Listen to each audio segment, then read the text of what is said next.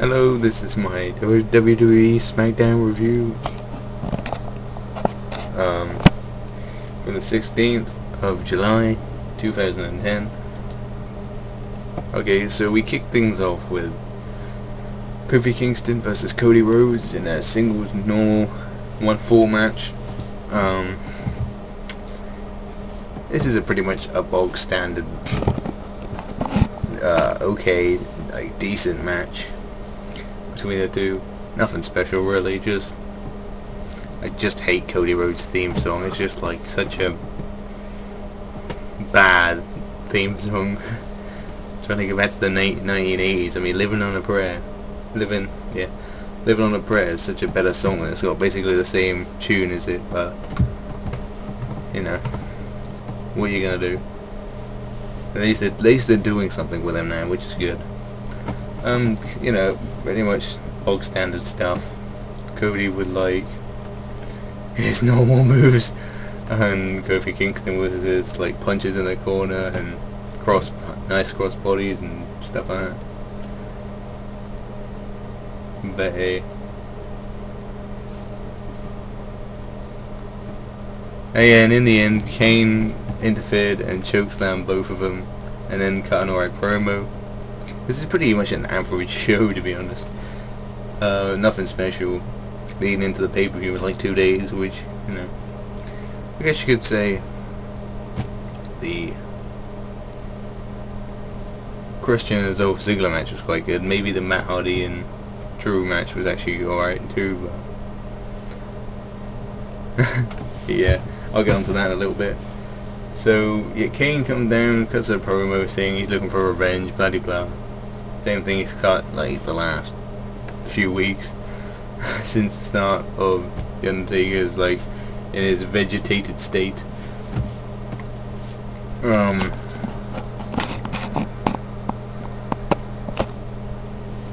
Yeah. And so the next match was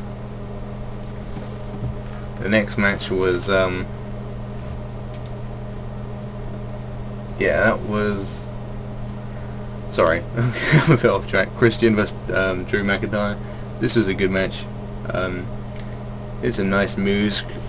Christian hit like a splash to the outside, like a top rope body splash to the outside. It looked like he really twisted his legs back though. I mean, they bent like right back. It's quite painful. It looked quite painful, to be honest. He did hit like a picture perfect DDT. Drew McIntyre sold that like he'd just been killed. It was awesome. He landed right on the top of his head, dude. It was like, ow. That's gonna be a stinger in the morning. He could have broke his neck, to be honest. Drew McIntyre had him like on the ring apron, and he had his like neck, so it was like underneath the rope, like underneath like the rope, and yeah, he hit like a neck breaker, so we like dropped him right down, which was a nice move. He hit that other neck breaker where he kind of like just drops him on his knee, which was also a nice move, and Christian hit a nice missile drop kick. And I love the ending sequence there. That was Drew McIntyre went for his future shock DDT. Christian tried to reverse it into the kill switch. Drew McIntyre goes over and causes a rope break, so the referee instantly says, okay, break the hold, and goes over to Christian. Thump to the eye, future shock DDT, 1, 2, 3. A good win for Drew McIntyre. Nicely done, leading into the pay-per-view, which is good.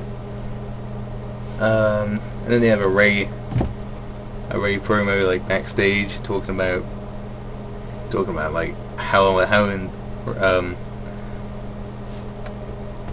he's been interviewed like, and he's saying, how can you possibly defend your world title in like 2 days because you're so injured? And then Ray says, I don't know, I think I'm just gonna forfeit the title. And he says, are you really sure about that? So yeah, and then he's just like, hell no, I'm not gonna forfeit the title, which is quite funny.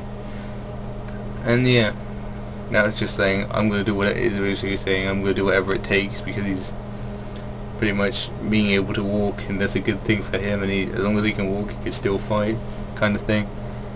You know, like the ultimate underdog, saying he's having the will to win and everything like that, which is a typical babyface thing to say, really. And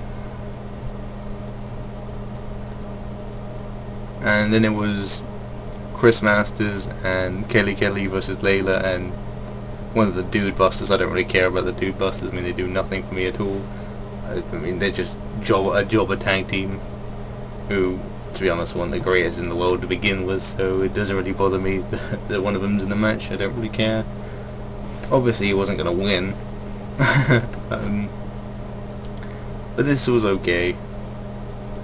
It's really a shame because Chris Masters never got in the match. I mean, what was happening to Chris Masters? He was on a roll and all of a sudden, dead. All his momentum just got killed, and it was just like, wow, really? They brought him back and he was on some kind of roll, and then, nope. That's it. But I mean, Chris Masters took out I can't remember who it was, but there was two people on the outside and he took them both out like a double clothesline. And Rosa Mendez came down skipping on a skipper rope, which is really annoying. And then the Dude Busters actually helped us skip by holding the rope for her, which was like, wow, what the heck. And yeah, but we weren't going to waste any time on that. So I think that the very last match was Matt Hardy versus Dolph Ziggler. This was a good match because it was a back and forth, and I enjoyed it because, you know, pretty much your bog standard, you know, moves by both men. And Matt Hardy hitting that elbow to like the back of the head when they're standing up. Dolph Ziggler locked on the sleep hold, but he reversed it into the turnbuckle, second turnbuckle pad. Matt Hardy pretty much being Matt Hardy, but Dolph Ziggler sold the freaking side effects so well. He just landed and it just kind of went like and then just fell down. It's quite funny. But he literally, the funniest move of the match was when he like tried to get a rope break, you know, after like, I think it was a side effect, yeah. And he was like literally a fingertip, and I mean no joke, it was legit a fingertip away from the rope. When he touched it with a fingertip, which was so funny because it was just like, wow, you are the luckiest son of a gun. Because otherwise that would have completely messed up the ending, where he barely, and I mean barely, managed to get to the rope, like literally the fingertip, which is awesome. But yeah, so when the end comes, when Matt Hardy sets up the twist of fate, he like kicks her in the gut, goes for it. Dolph Ziggler pushes Vicky Guerrero, who got on the apron, and then he stops because he doesn't want to hit her, and then bam, zigzag, 1, 2, 3, Dolph Ziggler wins. And then yeah, and they had a promo with Punk and the Big Show talking about how he can't climb the ladder because he's so big and destructive and all that other stuff. Yeah, I wasn't really into it because I just thought it was kind of dragging on, so I kind of just got lost interest. So funny though, because Punk was just like complaining because Big Show came out during his time and he was just like, cut his music off, he's interrupting me, just go away, kind of thing. It was so funny, honestly. I just watched the show just for some of the funny bits on this show. It's quite entertaining. Even if it isn't meant to be entertaining, I still find it quite funny. He's like, cut his damn music off, go away, you're interrupting, kind of thing. It's quite entertaining. And Big Show got this mega ladder, which is like the strength of like 2 different ladders, like 2 ladders combined, I mean, which is quite funny because he had this mega big ladder that can apparently hold up like 2,000 pounds, which is funny because then he gets this uber big ladder, like, you know how Hornswoggle has his own special ladder. Big Show had this motherfucker of a ladder, right, like insanely big, just like this thick, probably like this thick, and like pretty an average like length a ladder, but funny. And they had, at the end it was like Kane came out and Swagger just got the evidence because he'd been waiting all night for the evidence, you know, to arrive and to prove he wasn't the one that attacked the Undertaker. And he finally got it, and his dad came out, and his dad came down to the ring, and they were showing all these pictures of how great Jack Swagger was with his dad and all these competitions and all everything. And Kane came out and actually looked like he was going to chokeslam Swagger. Swagger hijacked him, like, well, right out the back door, you could say. But he chokeslammed his dad, And then Tombstone, can I just say, Jack Swagger's dad sold the chokeslam better than Hulk Hogan at Judgment Day 2002, which is so funny because he's not even a wrestler and he can sell that thing, sell that chokeslam better than Hogan. Okay, so Hogan's got, you know, cracked rib damage and everything, and back damage, and he's had his hip replaced and everything like that, and leg injuries. But I mean, surely it's quite funny how a man who doesn't even wrestle, who's a wrestler's dad, can sell it better than Hogan. And then, you know, Kane's just pyro went off and that ended this show. So yeah, it was a decent, alright show. So yeah, we'll see what happens at the pay-per-view. My name's Eliminator RRR. 3 was for you.